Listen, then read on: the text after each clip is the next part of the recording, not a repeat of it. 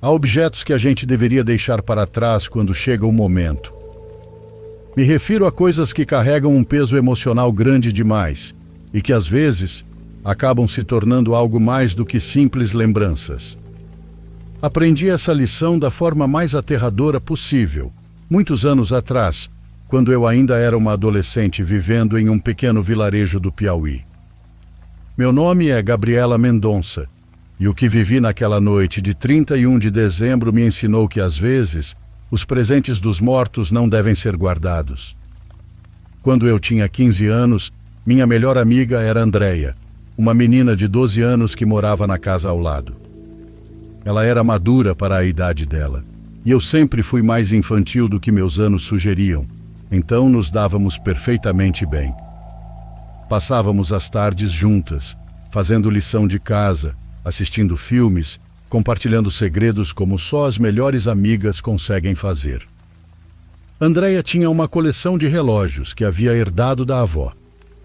Ela era fascinada por eles. Dizia que cada um tinha sua própria personalidade. Um deles era um relógio de pulso prateado, com mostrador branco e números romanos. Delicado, mas elegante. Funcionava perfeitamente e nunca atrasava nenhum segundo. Ela cuidava dele com um carinho especial. Um dia, em meados de dezembro de 2005, ela me deu esse relógio de presente. Eu disse que não podia aceitar, que sabia o quanto ele significava para ela, mas ela insistiu. Disse que queria que eu ficasse com ele e que toda vez que eu o visse, pensasse na nossa amizade. Ela me abraçou ao me entregá-lo e me fez prometer que eu cuidaria dele para sempre. Aceitei o presente sem saber que seria a última coisa que ela me daria. No dia 31 de dezembro daquele ano, Andréia faleceu. Foi um acidente terrível e repentino. Ela estava ajudando a mãe a preparar a ceia de Ano Novo quando de repente desmaiou. Foi levada às pressas para o hospital, mas foi inútil. Os médicos disseram que foi um aneurisma cerebral, algo que ninguém poderia ter previsto ou evitado. Simplesmente aconteceu e, em questão de horas, minha melhor amiga já não estava mais aqui. A dor foi insuportável. Lembro que durante o funeral não consegui parar de chorar. Os pais dela estavam destruídos. O lugar inteiro estava em choque. Ela era uma menina tão cheia de vida, tão jovem, e com tanto futuro pela frente. Não fazia sentido que tivesse ido embora assim, tão rápido, sem aviso algum. Depois do funeral, guardei o relógio que ela havia me dado em uma gaveta da minha escrivaninha. Eu não conseguia olhar para ele sem chorar, mas também não conseguia me desfazer dele. Era tudo o que me restava dela. O último vínculo tangível com a minha amiga. Foi então que notei algo estranho. O relógio tinha parado de funcionar. Ele havia parado exatamente às 6h42 da tarde, a hora em que Andréia morreu. Pensei que talvez a bateria tivesse acabado, então troquei, mas o relógio continuava parado.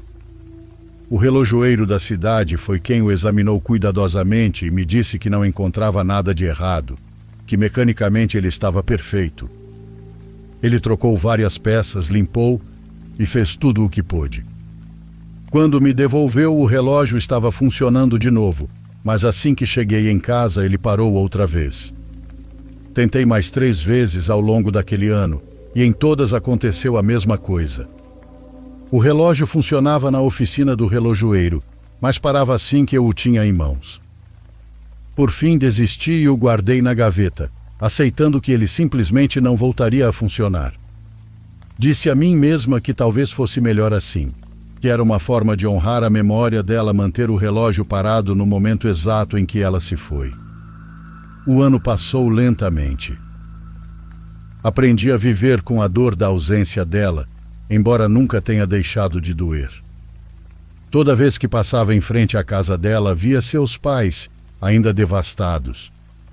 Eu evitava falar do assunto com minha família e guardava minha dor só para mim. Chegou o dia 31 de dezembro do ano seguinte, 2006. Minha família estava preparando a ceia de Ano Novo. Havia música na casa. Aquele clima de celebração forçada que surge quando tentamos deixar para trás um ano difícil. Ajudei com a decoração e a comida, tentando me manter ocupada. Tentando não pensar que fazia exatamente um ano que Andréia tinha perdido a vida em uma data como aquela. Por volta das 9 da noite, subi para o meu quarto para trocar de roupa. Minha mãe tinha insistido para que eu colocasse algo mais arrumado para a ceia. Entrei no quarto, acendi a luz e lá estava ele, sobre a minha cama. Ali estava o relógio que Andréia tinha me dado. Eu tinha certeza de que não o tinha tirado da gaveta, mas ele estava ali, perfeitamente colocado sobre o travesseiro como se alguém o tivesse colocado ali de propósito. Aproximei-me devagar, com o coração começando a bater mais rápido. Peguei o relógio com as mãos tremendo e olhei de perto. Ele estava funcionando. Os ponteiros se moviam suavemente, marcando a hora correta. O ponteiro dos segundos avançava com aquele som que eu lembrava de quando Andréia ainda estava viva. Era impossível. Ele estava parado havia um ano e, de repente, naquela data específica, tinha voltado à vida. Foi então que ouvi a porta do meu quarto se fechar atrás de mim. Não havia corrente de ar e não havia mais ninguém na casa que pudesse tê-la fechado. Me virei bem devagarinho, ainda segurando o relógio, e a vi. Andréia estava ali, junto à porta. Ela vestia a mesma roupa do dia em que morreu. Vestia aquele vestido vermelho que a mãe dela tinha comprado para as festas de fim de ano. Ela estava exatamente como eu me lembrava. O cabelo preto preso em um rabo de cavalo, a estatura baixa e o corpo franzino. Por um momento pensei que estivesse alucinando, que a dor e o estresse tivessem me feito perder a razão. Mas então ela falou. Disse meu nome com a voz dela, aquela voz que eu tinha sentido tanta falta ao longo de todo o ano. Disse que tinha vindo me ver para saber como eu estava. Soava normal, tranquila, como se tivesse simplesmente vindo me visitar, como fazia antes. Perguntei tremendo se realmente era ela. Ela disse que sim, e que sentia muito a minha falta. Mas enquanto falava, notei que algo estava mudando. A voz dela começou a se distorcer e a ficar mais grave. Já não soava como a de uma menina de 12 anos, mas como alguém mais velho, algo que só estava usando aquela aparência. Então vi os olhos dela. Eles começaram a escurecer. O branco desapareceu completamente, até ficarem totalmente pretos, como 2 poços vazios em seu rosto.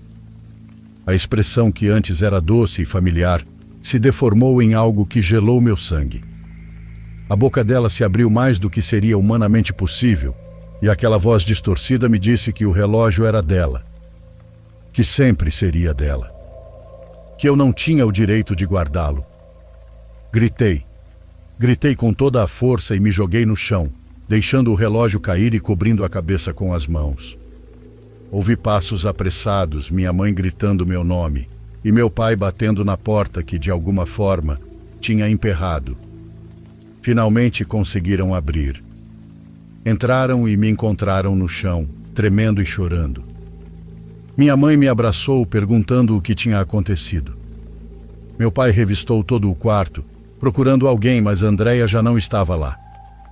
O quarto estava vazio. Só restávamos eu e o relógio no chão. Meu pai o pegou. Ele funcionava perfeitamente, marcando 9h32 da noite.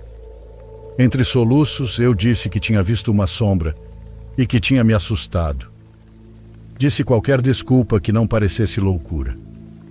Eu não podia dizer que tinha visto Andréia morta no meu quarto, com os olhos completamente pretos e me ameaçando. Eles me levaram para baixo, me deram água e tentaram me acalmar. O relógio ficou sobre a mesa da sala. Durante as horas seguintes, enquanto jantávamos e esperávamos a meia-noite, o relógio continuou funcionando normalmente. Eu não conseguia parar de olhar para ele, esperando que algo mais acontecesse. À meia-noite em ponto, quando todos brindamos e nos abraçamos para receber o ano novo, o relógio parou. Eu vi isso acontecer. Os ponteiros simplesmente deixaram de se mover, congelando exatamente à meia-noite. mas ninguém percebeu. Todos estavam ocupados comemorando. Mas eu vi. No dia seguinte, a primeira coisa que fiz foi pegar aquele relógio e jogá-lo no lixo. Minha mãe me perguntou por que eu estava fazendo isso, e eu disse que não queria mais ficar com ele, que me trazia lembranças ruins. Ela não insistiu. Acho que entendeu que aquilo fazia parte do meu processo de luto. O relógio foi levado junto com o lixo e nunca mais o vi. E desde aquele dia, nunca mais vivi nada estranho. Não houve mais aparições, nem vozes, nem portas se fechando sozinhas. Foi como se, ao me desfazer do relógio, eu tivesse rompido algum tipo de ligação que existia entre Andréia e eu. Muitos anos se passaram desde então e já não moro mais naquele lugar. Mudei-me para Curitiba para estudar e depois fiquei por aqui. Mas todo ano novo, quando o relógio se aproxima da meia-noite, eu fico nervosa. Não consigo evitar me lembrar daquela noite. Às vezes me pergunto se realmente era ela ou se era algo mais. Algo que assumiu a forma dela para me aterrorizar. Nunca saberei a resposta. O que eu sei é que alguns presentes carregam um peso maior do que conseguimos suportar. E que às vezes, por mais que amemos alguém, precisamos deixar ir até os últimos vestígios de sua presença. Andréia foi minha melhor amiga e sempre vou me lembrar dela com muito amor.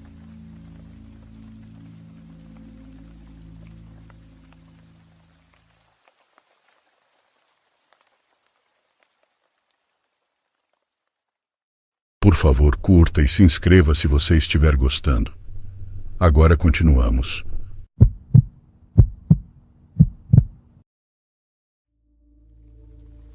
Essa história é do meu pai. Antes de ter filhos, meu pai e minha mãe viajavam bastante e não sei porquê, mas acabaram ficando nos Estados Unidos. Ele tinha feito algumas jogadas inteligentes nos negócios quando estava na casa dos 20 e poucos anos, então tinha dinheiro para gastar e tempo livre para aproveitar. Os dois eram grandes fãs de esqui, mas o único lugar com boas pistas de esqui acessível a partir de Nova York ficava em Vermont. Então, ao longo dos anos, eles acabaram comprando alguns chalés por lá. O primeiro ficava em Ludlow. Eles compraram de um cara chamado Sr. Black. Era uma casa antiga com venezianas pretas, que meu pai sempre chamava de Casa Black, em parte por causa das venezianas e em parte por causa do sobrenome do antigo dono. Eles vendiam cotas de um quarto da propriedade para amigos e iam alternando os períodos a cada poucos meses para ajudar a cobrir os custos. Eles ficaram com essa casa por alguns anos, antes de eventualmente trocar por uma segunda propriedade. O segundo chalé ficava mais ou menos no meio do caminho entre Ludlow e Rutland, bem numa área que os moradores locais chamavam de Distrito dos Lagos. Há algo como 5 lagos enfileirados ao longo daquele trecho da estrada, e a casa ficava bem na margem de um deles. O amigo do meu pai, Vitor, e a esposa dele, Lisa, entraram como sócios nessa com eles. Vitor e meu pai eram próximos desde a faculdade, e os 4 costumavam fazer viagens para lá juntos com bastante frequência. Isso aconteceu em uma véspera de Ano Novo. Eu não consigo lembrar exatamente o ano, mas obviamente foi antes de eu nascer. A Lisa e a minha mãe estavam viajando para o casamento de uma amiga ou algo assim. Não lembro bem dos detalhes, mas isso não é tão importante. O que importa é que Vitor e meu pai decidiram fazer uma viagem sozinhos para Vermont para passar a virada do ano. Era a noite de 31 de dezembro. Os dois estavam no andar de cima abrindo algumas cervejas e simplesmente colocando a conversa em dia. O andar de cima daquele chalé tinha janelas enormes, do chão ao teto, que davam vista para o lago. Então eles ficavam sentados ali ouvindo música e observando a neve cair. Estava nevando, mas não tão forte a ponto de você se sentir preso. Meu pai disse que a noite estava muito tranquila. Era uma daquelas noites que você divide com um bom amigo, em que os dois ficam felizes só por estarem longe de tudo. Eles estavam com o rádio ligado, esperando ouvir a contagem regressiva da virada, quando de repente tudo ficou estranho. Eles estavam no meio de uma conversa quando um enorme clarão de luz veio de algum lugar do outro lado do lago. Meu pai disse que o primeiro pensamento dele foi fogos de artifício, mas o clarão não veio do céu.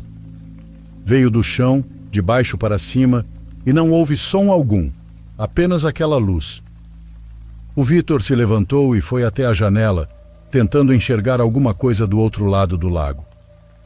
Meu pai perguntou o que ele estava olhando, e ele disse que achava ter visto algo se movendo lá. Estava escuro, obviamente, mas havia visibilidade suficiente por causa da neve sobre o lago congelado para conseguir enxergar alguma coisa se você se concentrasse. Depois de alguns segundos, Vitor ficou convencido de que havia uma pessoa lá. Meu pai disse para ele que isso era impossível. Não havia casas daquele lado do lago. Não havia trilhas, estradas, nada. Era só mata fechada do outro lado do lago. Mas o amigo dele não aceitou isso. Ele começou a vestir o casaco e as botas, dizendo que ia dar uma olhada. Meu pai tentou convencê-lo a não ir, mas o Vitor já estava no meio da escada. Meu pai pegou o casaco e foi atrás. Os dois saíram correndo para o deck dos fundos da casa, e foi aí que ouviram uma voz jovem. Soava como um menino pequeno gritando socorro, repetidamente. Meu pai disse que no começo o som era fraco, mas inconfundível. Definitivamente havia uma criança gritando por ajuda em algum lugar naquele lago congelado. Fazia meses que a temperatura estava bem abaixo de zero, então o lago estava completamente sólido, sem nenhuma dúvida. Meu pai disse que eles nem pensaram duas vezes, simplesmente começaram a atravessar o lago a pé.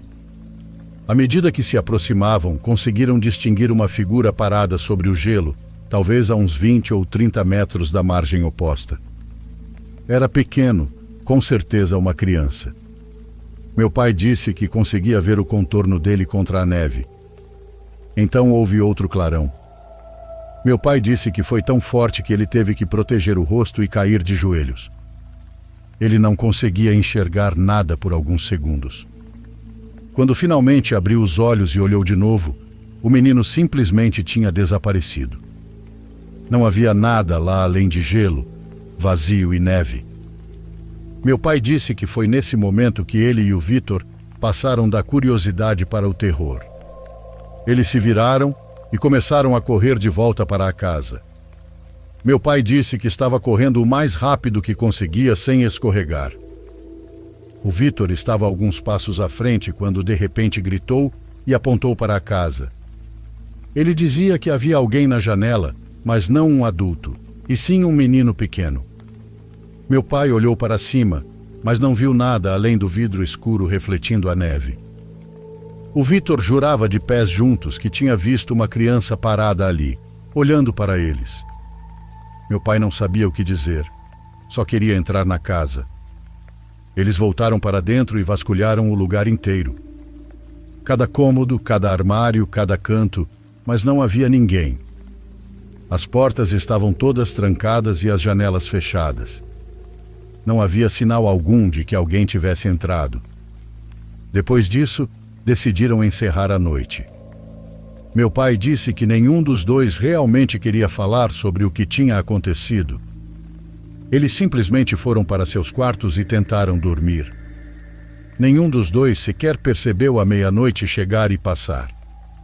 Meu pai acordou 2 vezes naquela noite, e nas 2, ele jurou que ouviu uma criança rindo em algum lugar da casa. Ele ficou deitado no escuro, escutando, mas o som sempre parava antes que ele conseguisse identificar de onde vinha. A coisa que mais o assustou não foi o menino no lago nem a figura na neve. Foi aquele clarão forte e ofuscante que surgiu do nada. Ele disse que ele e o Vitor conversaram sobre isso por anos depois, tentando encontrar algum tipo de explicação. Relâmpago, um sinalizador, fogos de artifício de alguma cidade distante, mas nada fazia sentido. Simplesmente não havia uma fonte. Aquilo aconteceu 2 vezes e depois acabou. Eles acabaram encurtando a viagem, e meu pai disse que eles nunca falaram daquela noite com minha mãe ou com a Lisa. pelo menos não até muitos anos depois. Meu pai ainda não sabe o que aconteceu lá fora naquela noite, e ele já me contou essa bendita história umas 3 ou 4 vezes ao longo dos anos. Bom, e toda vez que chega na parte da luz, ele simplesmente vai diminuindo a voz e para de falar. Uma vez perguntei se ele achava que tinha sido algo sobrenatural, e ele apenas deu de ombros e disse que não sabia o que mais poderia ter sido.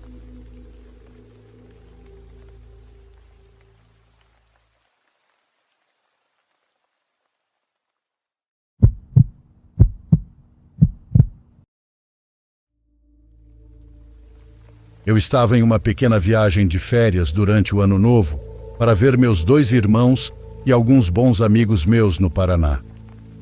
Para ser bem sincero, eu nunca gostei da minha cidade natal e me mudei assim que pude. É uma cidadezinha bem pequena, afastada de tudo, sem cidades grandes ou mesmo cidades vizinhas por quilômetros e quilômetros. Sendo bem sincero, nem no Google Maps ela aparece. Tudo era ultrapassado e mal conservado, e os únicos que moravam lá eram pessoas que tinham vivido ali a vida inteira. Meus irmãos e amigos eram o único motivo de eu ainda voltar para visitar. Normalmente eu ficava na casa de um dos meus irmãos durante a semana, mas neste ano ambos já tinham namoradas que moravam com eles, então eu realmente não queria ser o segura-vela. O único prédio da cidade era uma pousada familiar bem pequena, logo na saída da estrada de terra. Acho que ele nem tinha um nome, era só pousada. Cheguei lá bem tarde, e o estacionamento estava vazio, exceto por uma caminhonete velha. Quando entrei, a entrada estava mal iluminada, com apenas uma lâmpada atrás do balcão. Um homem velho, talvez na casa dos 70 anos, se levantou de uma cadeira quando me viu. Ele parecia assustado, como se eu o tivesse surpreendido, ou como se não estivesse esperando ninguém. Mas depois de um momento ele disse: "Precisa de um quarto?" A voz dele era baixa e áspera. Ele me deu uma chave e me mostrou o quarto no final do corredor. Por dentro, o lugar era muito antigo. Não estava caindo aos pedaços, mas velho o suficiente para passar uma sensação meio suja. O quarto também era pequeno. Só tinha uma cama bem no meio, com uma TV em frente. Achei que não importava, já que eu só ficaria ali para dormir e passaria os dias com meus amigos e família. Deixei tudo arrumado na mala, tomei um banho rápido e apaguei na cama. No entanto, acordei por volta das 3 da manhã com uma batida suave. Não na minha porta, mas no final do corredor. Fiquei deitado ouvindo através das paredes finas. Batidas espaçadas, depois silêncio, e então mais algumas. Parecia um pouco como uma porta velha de madeira abrindo e fechando, com as batidas sendo os sons surdos contra o batente da porta. Eu não sabia o que estava acontecendo lá fora, mas aquele lugar não era exatamente 5 estrelas, então não me dei ao trabalho de me importar. Depois de um tempo voltei a dormir. Quando acordei de manhã, fui pegar café na entrada antes de sair, mas o lugar estava vazio. Não havia máquina de café nem nada. Até a recepção estava vazia, sem sinal do velho ou de qualquer outra pessoa trabalhando ali. Achei um pouco estranho, mas dei de ombros e saí para passar o dia com meus irmãos. Fiquei fora por bastante tempo e acho que só voltei ao hotel por volta das 9 da noite. Mais uma vez, apenas aquela única caminhonete estava no estacionamento. Quando entrei, as luzes estavam apagadas agora e o lugar inteiro parecia mais frio. Ainda assim, nenhum sinal do velho. Caminhei pelo corredor até meu quarto, tranquei a porta e troquei de roupa para algo mais confortável para a noite. E foi aí que ouvi de novo aqueles sons estranhos de batidas. Foram apenas algumas antes de parar e tudo ficar silencioso novamente, mas desta vez parecia que vinham bem do lado de fora do meu quarto. Fui até a porta e a abri só um pouco para espiar o corredor e ver o que estava acontecendo. Só tive um segundo para notar que a porta do quarto ao lado estava agora ligeiramente aberta, antes de ouvir a voz do homem me chamar do fundo do corredor. Aquilo me fez pular de susto. Ele me chamou, pedindo para eu ir até a entrada, e antes que eu pudesse responder, ele saiu do campo de visão do corredor. Ele não disse o motivo nem nada. Foi muito estranho, mas senti que precisava ir até lá ver o que ele queria. Talvez houvesse algum problema com o meu quarto ou algo assim. Caminhei pelo corredor. O lugar continuava silencioso. Eu sabia que devia ser o único hóspede naquela pousada naquele momento. Quando cheguei ao final, ele não estava lá. A entrada continuava escura e eu nem ouvi ele andando por ali. Tive uma sensação muito ruim parado ali no saguão. Não gostei de saber que estava sozinho ali, mesmo que ele provavelmente não tivesse más intenções. Depois de alguns segundos, decidi simplesmente voltar rápido para o meu quarto.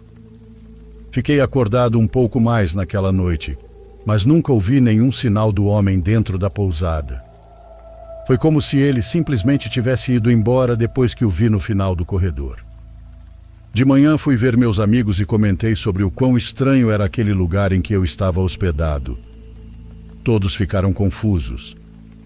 Eles pareciam concordar que tinham ouvido algo sobre aquele local ter fechado 1 ou 2 anos antes.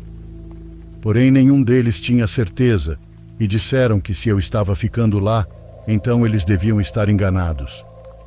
Passei o dia inteiro com eles e voltei bem tarde da noite.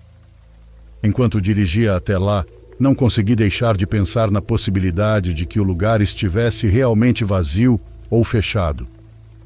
Mas isso não podia ser verdade. As luzes e a água funcionavam, e o velho não estaria lá para me dar um quarto se o local não estivesse aberto. Entrei no mesmo local das 2 noites anteriores, um estacionamento vazio com apenas aquela única caminhonete. Entrei no lugar com um pouco mais de cautela dessa vez. Ainda assim, as luzes estavam quase todas apagadas, e eu não ouvi absolutamente nada. Comecei a caminhar até meu quarto e quando cheguei à porta, congelei. Ela estava entreaberta. Empurrei a porta abrindo um pouco mais.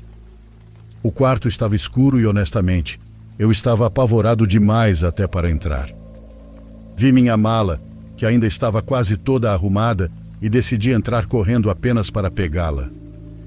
Todo o resto que eu tinha deixado ali não valia a pena, pois eram coisas como escova de dentes e objetos aleatórios que eu não me importava em abandonar. Com certeza não era suficiente para arriscar ficar ali por mais tempo. Comecei a sair às pressas. Algo no meu instinto me dizia que eu precisava sair dali imediatamente. Cheguei ao final do corredor quando por acaso olhei para trás, para o lugar de onde eu tinha vindo. Não sei se eu ouvi algo inconscientemente ou se apenas tive um pressentimento, mas quando olhei para trás, senti meu corpo inteiro ficar dormente. Eu vi o velho espiando pela porta do meu quarto, me encarando fixamente. Corri até meu carro e dirigi até a casa de um dos meus irmãos. Ele me aconselhou a chamar a polícia só para esclarecer toda a história, mesmo que fosse apenas um funcionário bisbilhotando o meu quarto.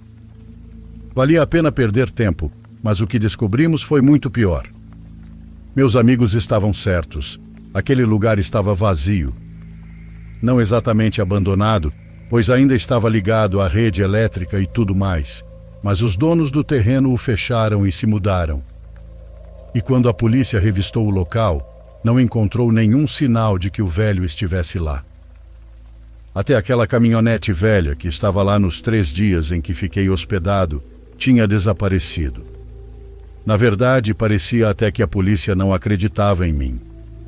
Foi como se achassem que eu era uma pessoa louca que estava usando o lugar abandonado como um lugar grátis para ficar e que tinha apenas alucinado o homem.